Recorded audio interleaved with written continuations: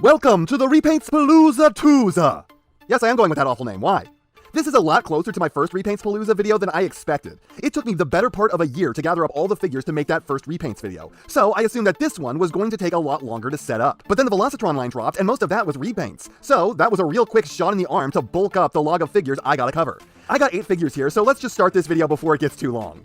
Also, the Creatures Collide box set isn't going to be included in this one. You guys wanted to see that as a set of two-parters like last time. Starting with the Beast Wars repaints, just like the previous video, we got Boiled Chicken Dinobots, or Egyptian Hairless Cat Dinobots, or whatever you want to call this thing. A toy-themed repaint gone awry. The colors on the original Beast Wars Dinobot back in the 90s weren't great, still a little fleshy looking, but they weren't this.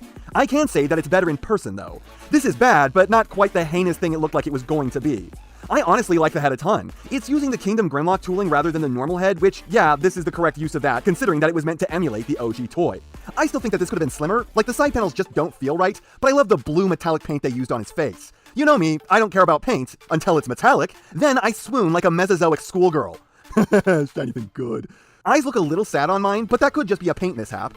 Honestly, I think that the worst part of this figure may be the shins. Like, the flesh color does make him look like he's wearing a pair of wrestling shorts waiting to get into the WWE ring, but the shins are boring looking. At least the crotch and the sides are painted in bronze. This is just orange plastic, and it lacks the sheen of the other stuff. I love that his tail shield this time has the red paint on the inside. This goes a huge way towards making this figure feel like the old 90s toy. The sword being painted like bone also makes this a bit more interesting than the weird purple mess of the Kingdom figures. The alt mode manages to be less off-putting by virtue alone of it not being shaped like a human, so you don't feel like you're looking at a nearly naked man's.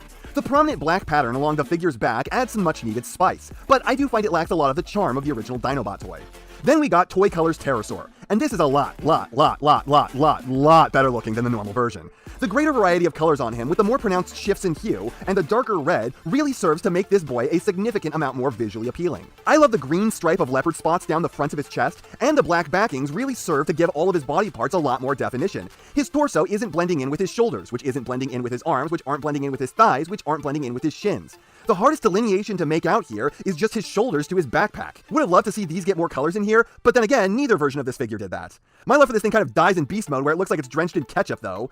The green dots carry through here, but somehow in a much lesser way. They don't really help bring life to his beast mode. Now for the first non-beast character. Just like last time, it's Blur. This guy is a lot more than just a repaint, but a decently involved retool. And this resolves a lot of the issues I have with the normal 86 Blur mold. Unfortunately, I do think this has the worst colors of all the Blur toolings. The blues used here are just so desaturated and lifeless. It's an aesthetic, but not one that really pops. That's a bit of a shame, but the IDW comic book sculpting really carries this guy to victory, despite the fact that Blur looks weirdly swole here because of it. This feels like one of those guys who injects that crap into their muscles to cause horrible abscesses in their body to make it look like they have huge muscles, but it's really just all dead flesh. This is nowhere near that gross though. I love this metallic silvery blue that they used on these pips on his shoulders and the backs of his ankles. I just wish it was in more places. And while I may have crapped on the sculpting in a kind of horrifying way, this is, I do think, an improvement in more ways than just one. His sleeve kibble, despite being much larger than before, now actually locks in sufficiently so it's not constantly drooping. And his head is far cooler like this than the normal version, or even the Shattered Glass version. Though I will say that my favorite IDW Blur head design is the one from the Windblade miniseries. It's not too different from this, but it's sharper and darker and his head crest is basically a black blade. Honestly, his colors in general were a lot better there. As much as this is retooled from the normal version, the transformation is the exact same. And I'm not gonna lie, I kind of hate the alt mode. It's decently close to what it's supposed to be, but it's just kind of ugly as shit. The forward added tires are fake, and that's not as much of a negative as you'd think, because even if they were real, they don't even get close to touching the ground. This is such an ugly thing that makes more sense as a hover car than any kind of wheeled racer. And can we just talk about how shitty the boxes for this set are? Like, I've been meaning to mention this but never got around to it. These things suck. 1, they're chintzy and flimsy. 2, they don't really display the figures well. And 3, from a graphic design standpoint, they are an absolute nightmare of what seems to be preloaded fonts that don't fit, and absolutely no ideas on how to convey the concepts of speed, racing, or space. Shockingly, I have more affinity for this Clampdown mold than I initially anticipated. This, of all the figures, was the one I had written off most of all, because it's just another sideswipe repaint. Though going by the ears, this is more a red alert. And while yes, that is absolutely still all true, the colors do hit a little harder in person than I anticipated. Not enough to make me want to keep this after this review, but a lot more than I expected. Part of that stems from the fact that this is made from the much more flawed Kingdom Earth mode retool of Sideswipe, with the hole in his gut and suffering from knees that can't bend quite as far. It's just the lesser use of this mold, but the unique auto badge in his center is pretty cool, and the alt mode reminds me of Prowl from RID 2001, so if that appeals to you, then this might actually be more interesting. I find that it is a little bit, but not enough to make me want to keep this figure. Then you got Road Rocket, who I'm hearing that Hasbro is now calling a woman officially, but based on the fact that they were even still calling this male on and off when it was revealed, it's pretty obvious that what happened is that Hasbro intended this to be a dude, until they realized that they fucked up too hard and just couldn't pass this off as a man, despite the fact that they androgenized the hell out of RC's mold to pave the way for this figure. So this is just the absolute worst of all worlds. They fucked up RC so they could fuck up Road Rocket. I appreciate the blue metallic paint, that looks great, but this figure somehow feels a lot fiddlier than RC did. The tolerances aren't as nice, the joints are loose, and there is just something not right about the head sculpt. I mean, the light piping sucks bad enough as it is, but then the eyes are tiny, and then the whole thing has like a Frankenstein vibe. Road Rocket is supposed to have a visor. Why did they even bother with this figure if they weren't going to get even one detail right? Like, they had to recopyright the name and everything for this. All mode is boring, it's just the RC bike in red, there's nothing worth mentioning. Burnout, the second and last female character we are looking at today, and the only one that was intended to be female from the get-go. Also the one who just flat out doesn't look like a woman. And the one that I actually like a lot more. Yeah, I didn't anticipate this, but I actually like this a ton more than the skids. Like I said before, black and red, always a crowd pleaser. But this also just has more paint in general than that figure did. And a way cooler head with the Primus Apotheosis. Plus, the proportions feel better. Like, this is all pretty dope, and I wasn't going to pick this up until I decided to do this video. So I'm just happy to have been proven wrong here. And hey, this is exactly as much not a character as skids. Alt mode is also ever so slightly better here for continuing the colors around to the back, giving us a colored taillight section rather than a blank rear. Not a huge change, but just enough to give this mode a bit more pop than the normal version. Then we got Holler, and I got one question. Where the fuck is this purple window? Also, why? The green tongue is creepy too. I like this head more, but I think the facial expression is a bit questionable.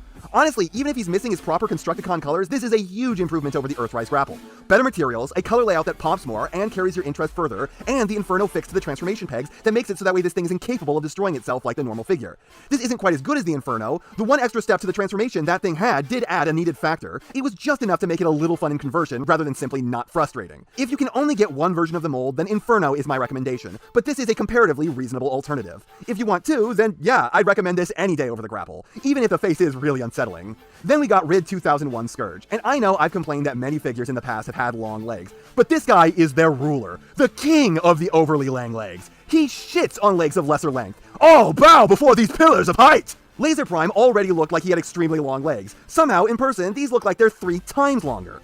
It comes down to the fact that his crotch is differently colored than his hips, making them far more distinctly climb up into his pelvis.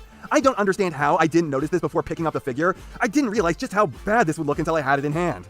I mostly love the colors though. I know that this is basically not accurate at all to the design he had in the show, so maybe call me an edgy lord of sharp corners, but the dominance of black in this design I actually find to be a lot more appealing, and the metallic teal they used kicks ass. I also kind of love the clear plastic. That's got the right kind of kitsch to appeal to me.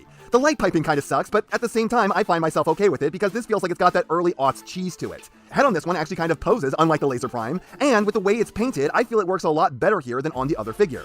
Though the upside-down G2 Autobot symbols on his shoulders don't exactly make a lot of sense. He doesn't have anything there in the show, certainly not Autobot symbols, though the old figure does have right-side-up Decepticon badges from G1, so I don't even know what the hell's going on here. The trailer looks a lot better in these colors, feeling a bit more like a real fuel tanker than the normal one does, so I actually find this to be a minor improvement.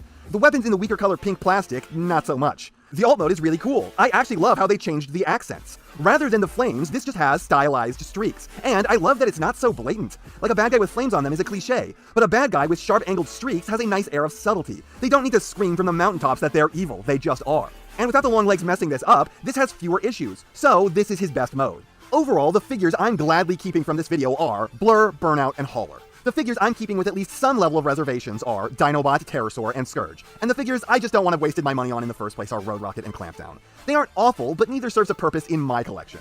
Road Rocket is just so much not what it should have been, and I have enough copies of Sideswipe.